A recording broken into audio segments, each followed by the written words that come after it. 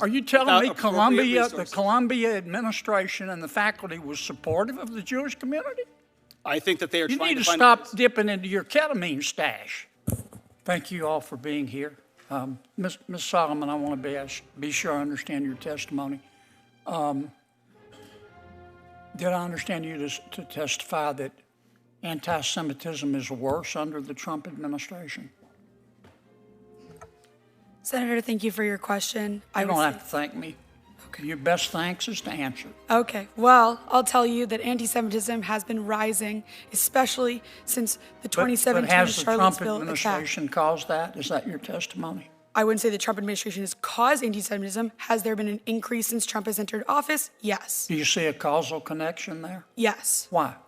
Trump has highlighted and platformed neo-Nazis and white supremacists. Okay. Mr. I can't see that far. Racklin. Mr. Racklin, I understood you to say that in answer to Senator Durbin's question, the spending reductions, reducing the federal budget would increase anti-Semitism. Isn't that what you said? No, I did not. I said that the constant threats to cut money to the Office for Civil Rights and the Department of Education prevents the federal government from adequately investigating anti-Semitism and other hate crimes on college campuses. So you think one way to stop anti-Semitism is to give people more money? Is that right? I think one of the ways is to actually fund people that are actually designed to investigate anti-Semitism on college campuses. What's there to investigate? We see it. We saw it. Did you watch television? Did you see what happened at Columbia? Absolutely. Yeah.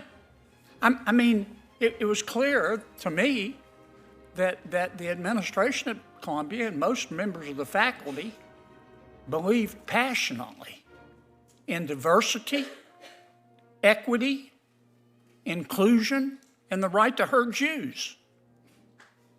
That's what I saw. Isn't that what you saw? I saw... Isn't that what you saw? I saw protesters against the war in Gaza and them using some anti-Semitic slogans and thoughts. I would say, however, that it's hard. Isn't that what you're telling me? That's not what you saw. Now, don't get off the subject on me now. You're telling me that's not what you saw. I'm telling you that it is difficult for the federal government to adequately address the issue of anti-Semitism. Are you telling me the Columbia administration and the faculty was supportive of the Jewish community? I think that they are trying to find... You need to stop dipping into your ketamine stash. Into what? Excuse me?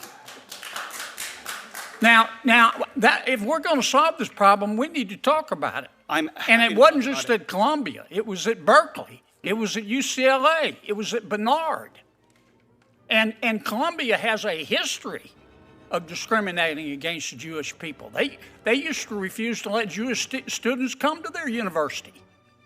Now, you can try to bubble wrap this, but that's what I saw. If you want to stop a lot of the anti-Semitism, maybe we need to stop teaching kids to be anti-Semitic. Sir, I would relish that opportunity. Let me ask you a question, Ms. Kohab. Did I say that right? Kohab.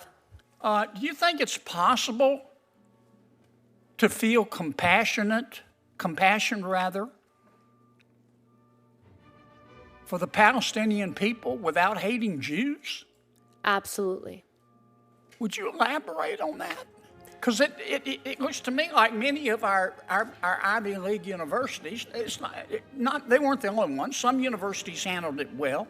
Vanderbilt, University of Chicago, Tulane. But it looks like the administration was teaching kids you got to pick a side. Mm-hmm. You either have to hate Jews or you have to be for Hamas. You can't be. There's no middle ground. Tell me what you saw. You've written a book about it. Maybe Mr. Rocklin ought to read it. Just because we are testifying, I wrote a chapter in the anthology Young Zionist Voices about what's happening on college campuses, and my book is coming soon, so look out for that. Good plug, but so let me answer your question. Can you feel compassion for the Palestinian people and not hate Jews? Absolutely. I think that what I've seen on college campuses is a pushing of a Marxist framing of the way that you see the world. And this is not only in liberal studies departments. I've taken dance classes, I've taken creative writing classes, where your final project is literally called the political is personal. And what they're teaching you on college campuses is that the political is personal and that everything should be personalized. And there's a global north, a global south, a global right, and a global wrong. And the issue with college campuses and what's happening right now in the United States is that we're allowing ideology to drive violence.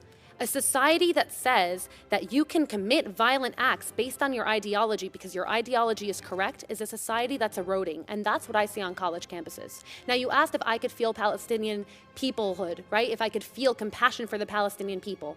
Absolutely. And every night when I go to bed, yes, I pray for the Jewish people, but I also pray for the Palestinian people, for God to send them leaders that actually care more about their safety. Leaders that put their people's safety in order to propel an ideology at risk aren't leaders. If you look at Hamas, they tout what happened after October 7th up until this day as a victory.